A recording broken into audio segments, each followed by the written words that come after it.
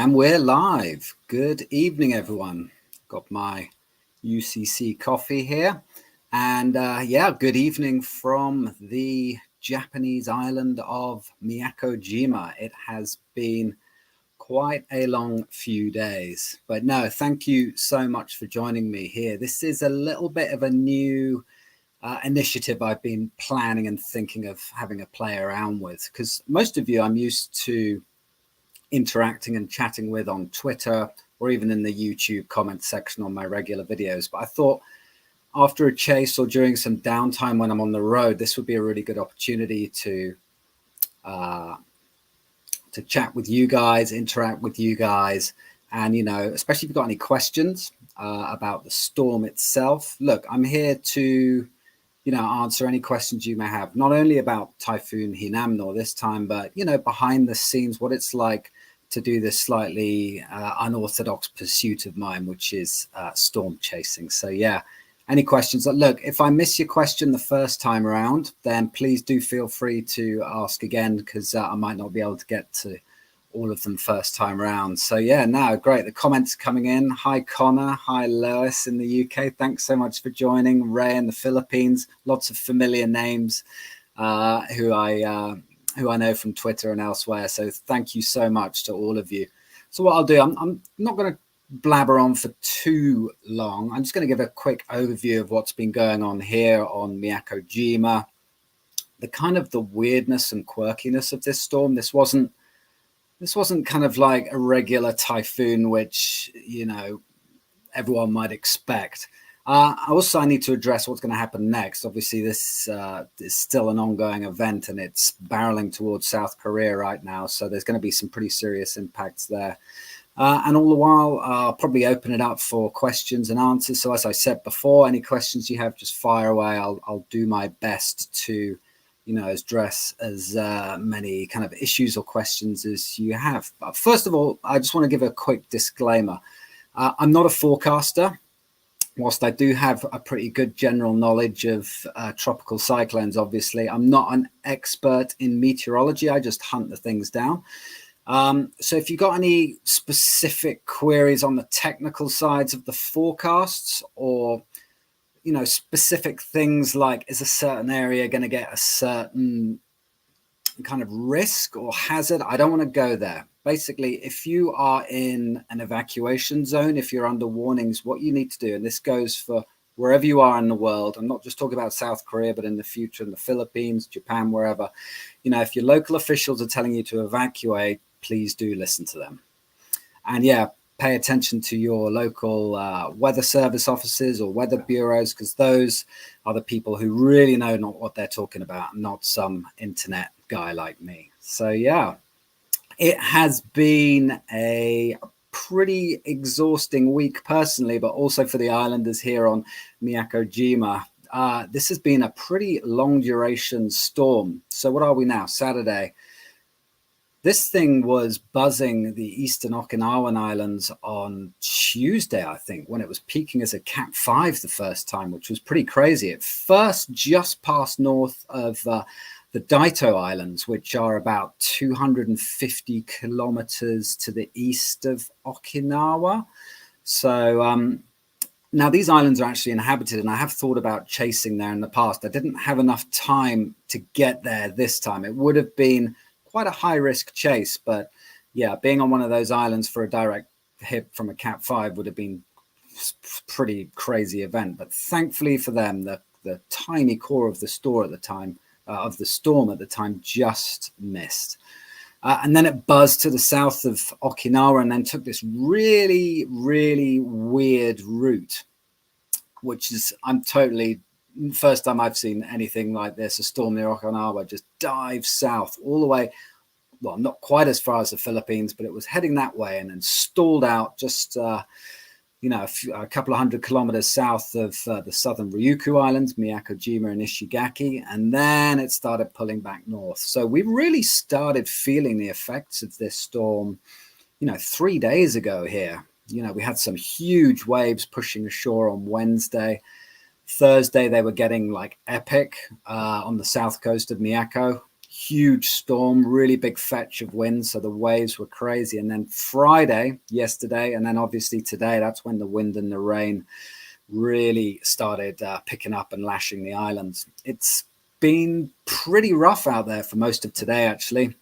It's still pretty rough, but you know, this storm has got a long tail. I'll get onto that a bit later as well. I'll go through some imagery of what's going on. So, but yeah, I'm really happy to report that things seem okay on Miyakojima. The storm packed a far weaker punch than some of the forecasts were suggesting it could have done.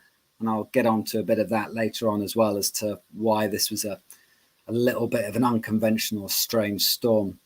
But yeah, I've got electricity here. The internet's super fast. I did see some sporadic power outages around, but I haven't seen any major damage, just a few trees down, nothing which the locals here wouldn't have been through before. And I do anticipate they'll be able to clear up after this one pretty quickly. So that's good. So let me just go through the comments and see who's joining us and who's got any questions. So any plans? That's Ray. So any plans traveling to the Philippines for a typhoon chase in the near future? Yeah, absolutely. So for me, it's been quite a difficult 2 years since the pandemic started back in 2022. Basically, Japan slammed their borders shut. But what they also did was make it quite difficult for people who were leaving Japan to then come back in. So I could have left, but it would have meant having to do lengthy quarantines on my return, and it was just very complicated. You know, my family situation as well, you know, going away for a trip and then coming home and being stuck in a hotel for 2 weeks. It was a pretty ridiculous situation to kind of put myself in. So I was kind of forced out of international chasing until this year. But right now there's nothing to chase, obviously, outside of Japan. It's been very quiet. But as soon as the storm looks like it's going to be heading to the Philippines, and now your borders are open, which is great news, I will be there, even if it is a lowly Cat 1. But as we all know, the Philippines, usually the storms are a lot stronger down there. So we've got Earth Space 101. What want to know about what category of the typhoon is now? That's a good question. So let me just pull up the JTWC. I've got that saved up here for you. All right, here we go. So, okay, here we have the JTWC. This is their latest forecast that came out about 3 or 4 hours ago, and they've got it up at 105 knots now, which would make this a category 3 storm. That would be a major hurricane in the Atlantic. So yeah, if looking at the satellite loop as well, you can see that it has a pretty impressive satellite signature now. It really fell apart when it was south of Miyakojima, where I am now, and then it's been slowly strengthening on its way north. And this was kind of expected and well forecast. I'll just load up. Now, this is a pretty funky satellite loop. It looks almost like the typhoon is drunk. But you can see this very healthy core structure there, the small eye. You know, looking at that on satellite, that looks like a major category 3 plus major typhoon to me. So, yeah, it's certainly got a pretty impressive satellite signature now. And the JTWC, they're expecting it to continue intensifying for the next, 12 hours or so, and potentially reaching a peak of category 4. So we'll see. But yeah, one thing I want to address about this storm is it was a little bit unconventional and strange. Obviously, the core of the storm didn't actually quite hit Miyakojima. It passed just to the west of the island. So traditionally, that would have kind of counted as the eye wall missing the location I was on. But what it did do was pass right over a very, very small island called Tarama, which is about 60 kilometers, 50, 60 kilometers to the west of me. And their observations were surprisingly weak. They didn't get any sustained hurricane force winds there. I think the maximum gust was about 70 knots or something, which is a lot weaker than you would expect for a typhoon, which was looking as good as it was on radar and satellite at the time. And this island went straight through the middle of the eye. So it sampled the northern eye wall as well as the southern eye wall. And yeah, so it makes me think that something a little bit strange was going on. And that leads me to, I'll just load this image up. Hold on. Here we go. Yeah, and this radar image actually was very telling. And it kind of, the satellite can be a little bit, deceiving at times. It doesn't really give you a good view of what's going on under the hood, so to speak. And looking at this radar imagery, I can kind of start to understand why the observations from that eye wall were a lot weaker than some of us would have expected. Now, I kind of call this the double maximum energy structure, and I have seen it quite a few times in Pacific typhoons I've chased before, and they've always kind of under-delivered in the expected winds.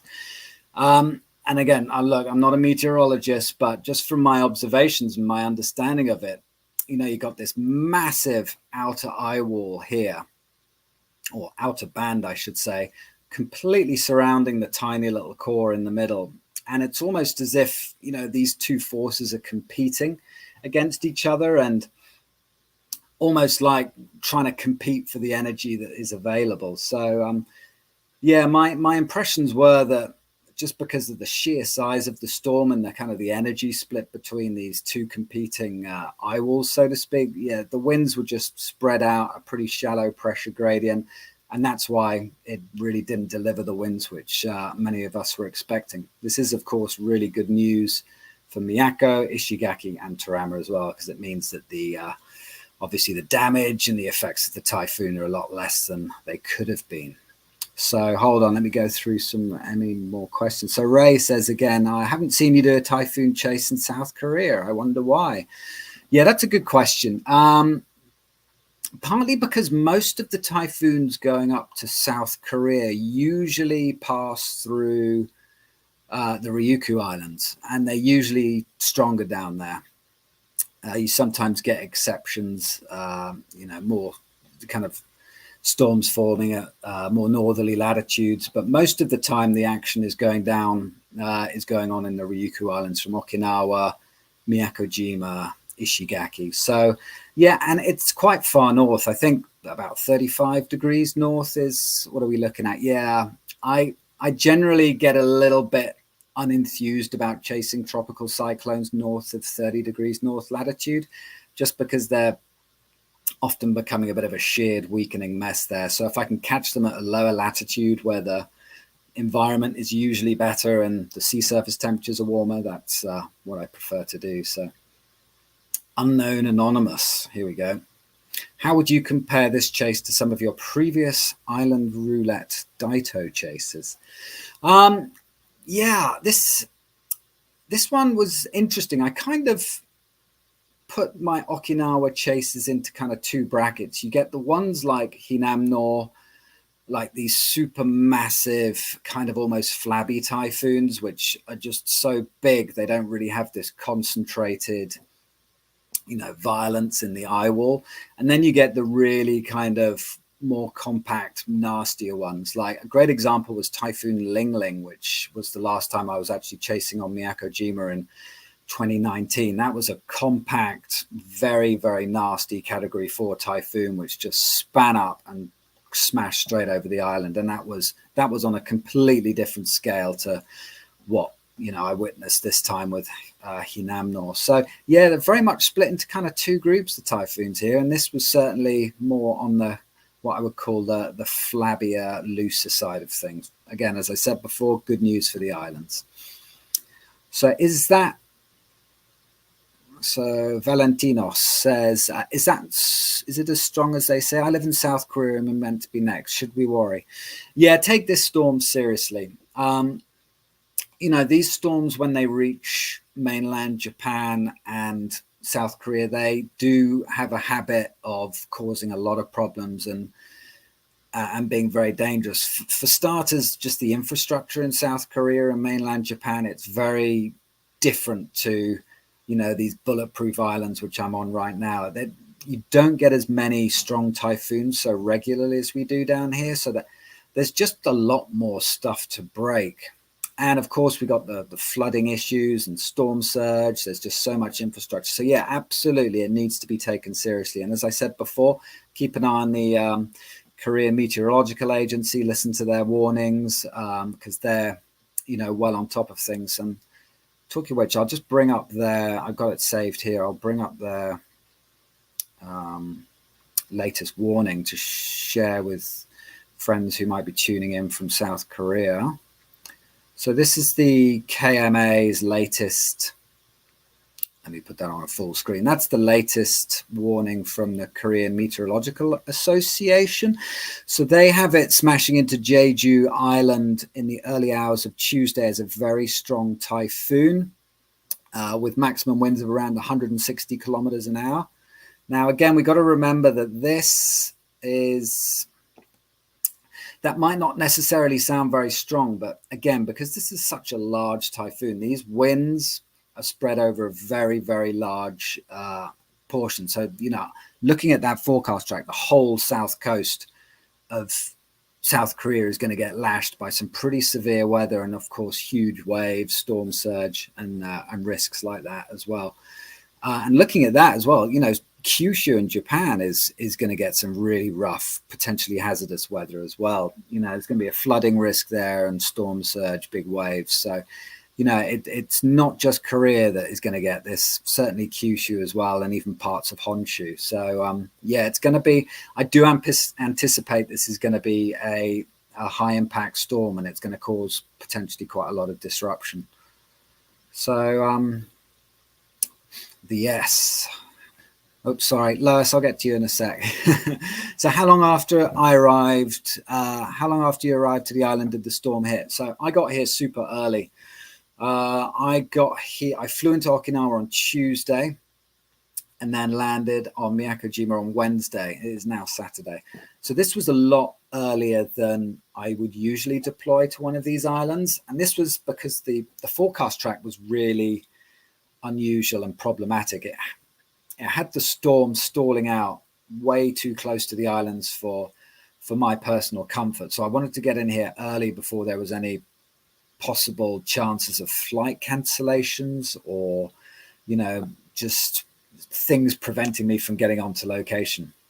Last year, actually, I didn't really publicize this, but I tried to chase a typhoon on the tiny island of Yonaguni, which is just off the coast of Taiwan. It's a Japanese island, and I got down there really early, ready to fly in, and my flight got cancelled. So the whole chase was just, scrubbed within 12 hours of arriving in Okinawa. So I went home. So I was a little bit burned from that. So this time I wanted to get in really early, just be on location in the islands. I did have options to travel to Ishigaki if I wanted to, but in the end, I just decided to stay here. This is probably one of the longest chases I've ever been on. It'll be 6 days in total. It's unusual. So Lois, thanks for hanging in there. Do you think that Fujiwara effect caused the storm to weaken? I don't think so. So there was another depression which was kind of mercilessly consumed by Hinamnor. It was kind of floating around the periphery on the northeast side. So it may well have influenced the track a little bit and kind of accentuated that turn to the south, but I don't believe it had much effect in terms of weakening the storm. I think that might have been, I haven't done an analysis of what was causing the shear and the weakening, but probably a combination of wind shear from the north as well as upwelling of colder waters. So here's Rob. We're surprised about how strong the winds were we were surprised. So Rob, thanks for joining. Great to see you. Thanks for Westpac Weather is Robert Spetter, a very old friend of mine. We go back 10, 12 years monitoring typhoons together, and great to see you here, Rob. I kind of suspected that the tail end of this storm could be quite rough. The models had suggested that, and also just looking at the structure of it on satellite and radar, it just looked like it had this mean sting in its tail. And I actually kind of gave up last night at about midnight because there was this big dry slot where not too much was going on. And I thought, well, perfect time to get a few hours sleep. Got up at 6 in the morning and it was kind of raging outside.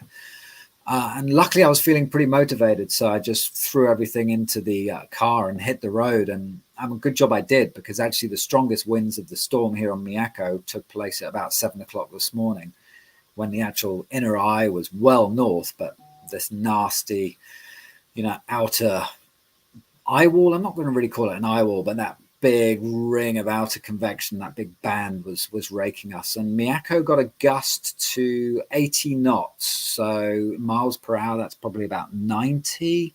So what's that, 150 kilometers an hour or something, which was impressive, and I wasn't really expecting that. So, Win, how many typhoons do you think you will chase this year? Do you plan to chase hurricanes this year? Yeah, I plan to chase everything. Well, within reason. Yeah, I'll be on all the typhoons. In countries I can get into. Unfortunately, Taiwan is still closed, so I won't be able to visit there. But Vietnam, Philippines, Japan, and Guam and Palau will be my Asia options. And then, yeah, hurricanes, I do plan to chase, anything in the Atlantic, again, within reason, in countries which are kind of sensibly accessible and I can get to. I'm currently watching that cherry in the Eastern Pacific, which looks like it could hit Baja. Was looking interesting for Cabo San Lucas. It would be fun to go over there and meet up with Josh after 2 years, ice cyclone. You could see him again. But I don't know. It's looking more and more like the models might be taking it a little too far to the west. So we'll see. But yeah, my plans are to chase with earnest. I've had 2 years of not much going on, and I'm keen to hit the road and get back at it again. So, are you planning to head to Korea? Yeah, that's a good question. Am I planning to head to Korea? Unfortunately, Korea has still got slightly complicated border restrictions in place. You do need a visa to get there, so I won't really have time to get there and organize the visa and everything. So, Rob, most importantly, what is your favorite snack on a chase, and what's your preferred beer of choice post-chase? Great question. Well, I had a whole snack buffet going on here, but what I can recommend are these things. If you're in Japan, Jaggerbee soy sauce butter chippy things. They're amazing. But no, in all seriousness, these are a lifesaver. I've been fueled by these little mobile coffee things. You can throw them in your suitcase, and when you're feeling tired, fed up, lonely, you just load up on coffee, and it's a really good kind of medicine and tonic. So let me just I'm going to find some more questions. So what strength will it make landfall on Korea? So going back to here we go. This was the Korean Meteorological Agency forecast. They have it at 162 kilometers an hour, or 45 meters per second landfall, 945 HPA. So they expect some weakening before landfall, but that is a pretty significant typhoon. So JTWC was saying landfall around 100 knots. We'll see if that verifies, but yeah, it's going to be a significant impact. So just be prepared for it. All right, here we go. So Juan says, seems your decision to stay put was really solid, but I remember you didn't consider going to Taramajima when it was approaching. Is it hard to get there? Yeah, this one was honestly one of the most stressful and difficult decisions I've had to make as to whether to stay on Miyako or go to Ishigaki. All the guidance, basically 9 models out of 10 were saying go to Ishigaki. All the forecast agencies, JTWC, JMA, were saying go to Ishigaki. I don't know. I just didn't feel like that was the right choice to make. The one outlier was the GFS, which was saying stay on Miyako. And look, I'm not necessarily a huge fan of the GFS. I don't hate it or anything, but, it has its issues. But this time I just felt like it was onto something. And usually if the Euro says something, I would be very much kind of, following that very closely. But this time I was like, oh gosh. And it was pretty unpleasant, just that feeling in your pit of your stomach. You're like, oh my gosh, am I making the wrong decision here? Everything is saying go to Ishigaki, but I'm going to make myself look really stupid. But no, it turned out to be the right decision. I just think it's one of those things where you've been doing something for 15 years. You just have this experience, maybe something going on like subliminally where you just, a gut feeling maybe. And it was, it was just saying, stay on Miyako. I think this is the place to be. But in regards to Terama, yeah, you can get there. There are flights, but it's a very, very small island. Basically a few guest houses. You wouldn't have a car. So I prefer to have more options to work with when I'm looking to shoot film, and Miyako, there's a lot to work with here. There's beautiful scenery to shoot. There's the crazy south coast with the big waves. So yeah, it was that factored into it as well. Lewis, thank you. Oh my gosh, that's so kind. Thank you very much. I owe you a beer, hopefully when we finally get to meet. That's much appreciated. Thank you, Lewis. So Connor, so I'm trying to get through the questions. I'm a bit slow here, but what's the most underwhelming storm you've ever chased? Good question. I know what that one is. That would be Typhoon Lan in 2018, 2018. Typhoon Lan. It peaked as a Cat 5 in October, quite a bit south of Honshu, and then it curved up and literally decoupled and evaporated about 20 kilometers offshore before making landfall on Izu. Well, what was it? Yeah, just in Shizuoka in mainland Japan. There was no wind, no rain. Well, there was a bit of rain, no wind. So I kind of just drove home and went straight to bed and forgot it ever existed. Yeah, Typhoon Lan. That was not. Thankfully, I didn't have to travel very far for it. So, according to you. So according to me, is there any difference you notice in the intensity when storms hit during nighttime, early dawn, as opposed to daytime? Not personally. I haven't witnessed that much myself, but storms do tend to blow up a bit in the overnight hours when I think it's to do with the temperature difference between the atmosphere and the surface. It just helps generate convection, and the storms I call it diurnal max, I think they call it. So yeah, in the early hours of the morning, just before dawn, is often you'll see, storms which are developing, especially they'll have a really good fire up of convection and look much better. But when you're on the ground, I haven't noticed anything in particular. So I live in Daegu. How will the mountains play mitigating damage from... Hi, Nate. Thanks for the question. Yeah, so look, I'm difficult to answer that question because I'm not necessarily familiar with the geography of where those mountains are in relation to Daegu. But obviously anywhere that mountains and tropical cyclones are mixing, that's a recipe for hazardous flooding, landslides and mudslides. Certainly in Japan, which is very mountainous, we see this a lot with tropical storms and typhoons making landfall. The story normally isn't necessarily about the wind. It's about the flooding rains and the risks from landslides and things like that. And yeah, no, I see you just subscribed. Thank you so much. I really appreciate that. Yeah, look, this is the whole YouTube thing is something I'm really keen to start working hard on. I've been chasing typhoons for 17 years, but I've always in the past been focused on just nailing the shots, getting them out there as quickly as possible, getting the footage online and then moving on to the next project. But now I'm really keen to make it more of a, an interactive experience for the viewers. So not only doing things like live streams, but also I'm going to be starting to edit more, hopefully what everyone finds more interesting and slightly more stylized videos, looking behind the scenes of what these chases are like and, the expeditions and adventures I get to go on. So, yeah, I really appreciate everyone for subscribing and joining me on these crazy travels. So Karina asked, did COVID make typhoon tracking harder? Yeah, it just meant I was confined to staying in Japan, and Japan has had a very, very quiet, 3 years now of typhoon seasons. We've had this 3-year kind of La Nina event, which means overall activity across the whole basin has been pretty quiet. Obviously, the Philippines have had some very, very nasty storms in 2020 and 2021.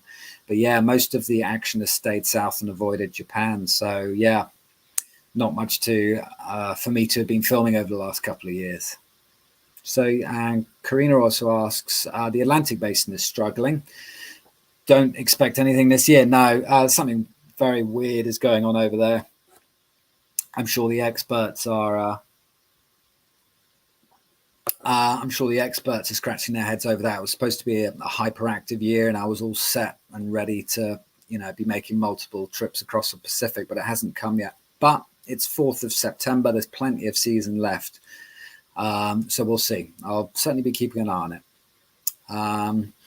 So Karina also asks, Westpac's also been very unfavorable in general, like the Atlantic basin. Yeah, that's more or less to be expected though, because, we're in this continued La Nina pattern where cool waters extending from the coast of South America into the central Pacific along the equator generally means that, activity in the Western Pacific typhoon seasons are very quiet. 2010 was a very famous example of that, very strong La Nina, and that was a very, very quiet typhoon season. And yeah, but to have 3 in a row is slightly unusual. That doesn't happen very often. So yeah, we'll see. Again, plenty of season left. So, maybe I'll be hitting the road again soon, maybe to the Philippines.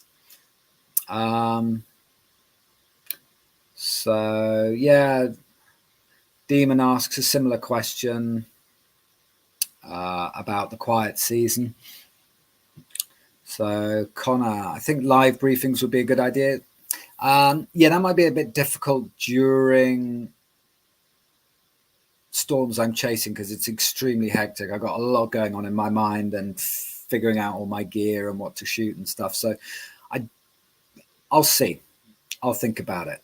But don't hold me to. I'm not going to promise anything, but I'll see what I can do in the future. It would be cool. Sometimes there are some, when you're chasing, there are some quite miserable, lonely moments where you're alone and it's dark outside and there's a powerful, scary storm coming. So maybe doing a live chat stream might be quite a good way to get through those dark moments.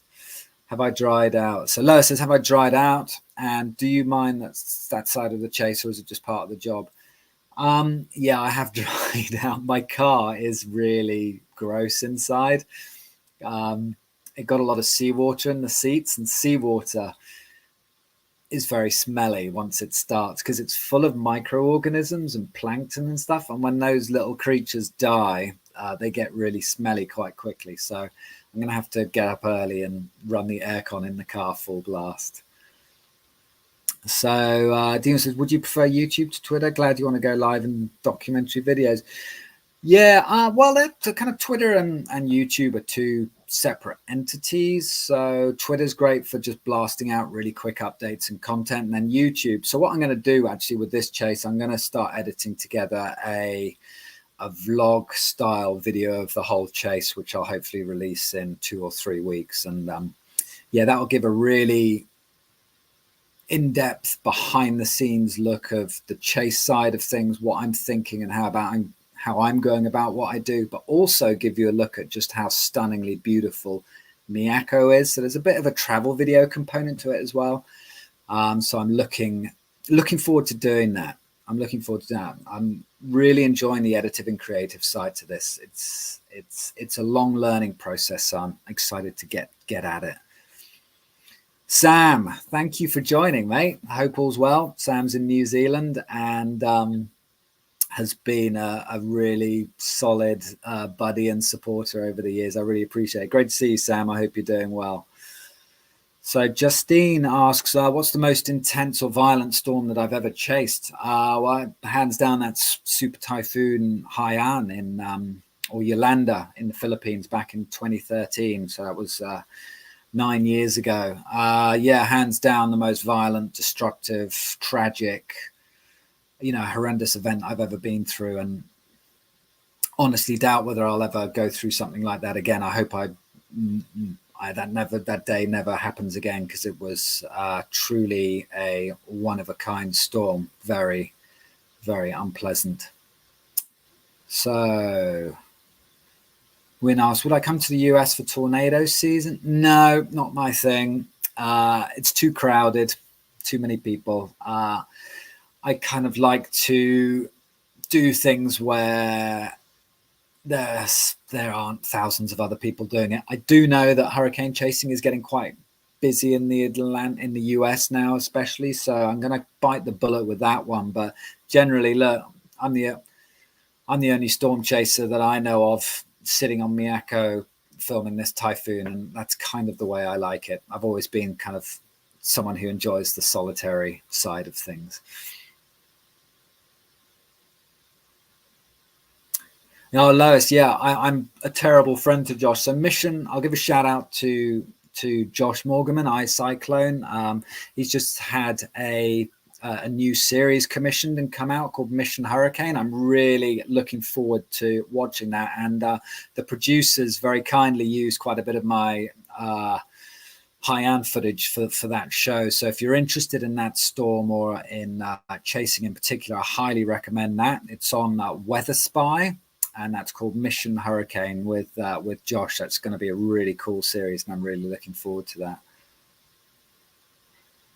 Well, maybe I'll come like Chris Broad in my vlogs, but for nature, yeah, that would be cool. I'm thinking more like a Bear Grylls does hurricanes, typhoons, and volcanoes. I love Chris. I'm a big fan of Chris's content. He's a great guy, and I hopefully will get to meet him someday soon. But yeah, no, that's the plan. Start just really making some beautiful videos for YouTube, really slickly produced videos, which are informative, educational, entertaining as well, and keeping viewers hooked. And so, yeah, we'll see how it goes. It's going to be a lot of hard work, but I've got a storm under my belt now. I'll be editing this furiously when I get home. I've got some really, really stunning shots with the drone, so I'm looking forward to checking those out as well. So keep an eye on it. I'll be posting that on Twitter and in the YouTube community tab as the edit goes along. So yeah, please keep an eye out for that. So Ray says, as a storm chaser, do you need to have a lot of resources, like a huge budget for a typhoon chase? Yeah, I'm not going to lie, this isn't cheap. Jumping on last minute flights, buying cameras, it takes resources, that's for sure. But I've been doing this a long time, and this is now, I'm a video producer. This is how I make my living. I didn't plan for it ever to be this way. It kind of just happened, and now I'm stuck doing it, whether I like it or not. It's a little bit unconventional, but yeah, it's the video production business is what drives all this. So yeah, that's just the realities of it. Unfortunately, it does take quite a few resources and time as well. 6 days away from the family and my wife and kids is also, can be a struggle as well. So Tad, thanks for joining, and thanks for your question. What was the most spectacular scene in typhoons and volcanoes? Volcanoes, well, that's a great question. Anak Krakatau in Indonesia is one of the most spectacular volcanoes I've ever filmed. I've been there 4 times in the last 11 or 12 years. And I was there just before it collapsed into the sea. That was quite a remarkable trip.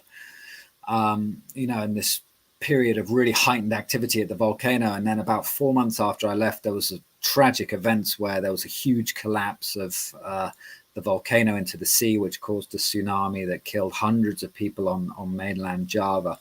But yeah, that's a scary, deadly, but spectacularly beautiful place. And typhoons, I did mention Haiyan already, but another one which springs to mind was Typhoon Nepartak in 2016, which slammed into Taidong City in Taiwan. Now, Josh was chasing that as well, and we're both firmly convinced that JTWC, who had it coming ashore at 110 knots, I think, as a Cat 3, were, let's just say, significantly underestimating the strength of that storm. I was watching it hurl, decent sized SUVs through the air, and it was some of the most violent wind I've ever seen. It was quite crazy. If you check through my channel, you can find, if you search Typhoon Nepartak, you can see some of the clips, and it's full on. Mike, great to see you back on the chat. Thanks so much for joining. Mike, I hope you're well, man. It's great to see you pop up in the comments. I have a cold beer with your name on it next time I'm back in Asia. Yeah, please do let me know. I know you travel around the world a lot, so if you're ever back in Japan, I'd love to meet up again. It's been too long since I think we last met up in 2012 or 2011 in Manila. It's been way too long. I hope you're well. Am I hoping to chase in the Philippines before the year ends? Yeah, honestly, I am. I don't want to alarm anyone, but in these La Nina years, the chances of the Philippines getting a typhoon are high. So I'd say there's a greater chance than not that I will be visiting the Philippines at some point in the next 2 or 3 months. Other than that, I can't really say much more. But yeah, if a storm does spin up, I'll be there for sure. So Daniel says, I honestly think JTWC are underestimating the strength considering its history and satellite presentation. If only Japan had reconnaissance aircraft. Yeah, I agree with the recon. I think that would be very, very useful. But I don't know. There's something weird going on with this storm, as I mentioned before. Just with this strange structure of this kind of compact small eye and eye wall, and then this massive outer band surrounding it. I'm not necessarily sure it is being underestimated, because when the storm passed over Tarama Island, the observations there were pretty weak. So we'll see. We'll see once it gets to Korea just how bad the impacts are there. So hopefully it's not as strong as they think it is. So Bauer says, hello from Munich, and thanks for all your informative work. Climate has changed, definitely. We have here in Germany more and more heavy storms and tornadoes. Your experience too. Thank you so much for joining. And yeah, that's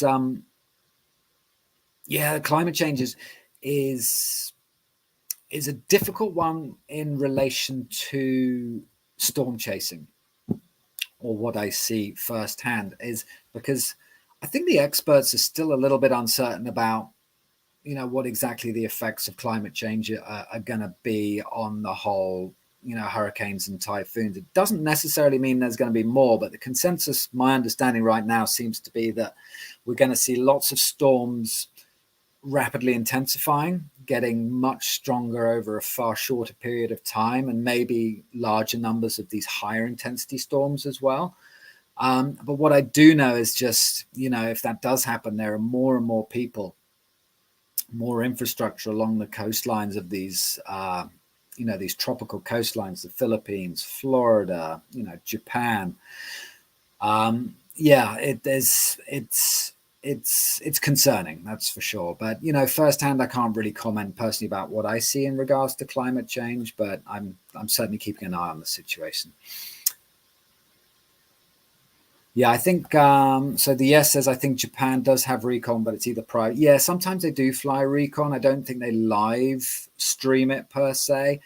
I know Taiwan does, but they usually just fly around the outside of the storm and they don't go into the eye. But yeah, recon. Yeah, it's one thing. If I was the billionaire, I would fund my own recon fleet. And hopefully they can send some drones or something like that into hurricanes and typhoons soon.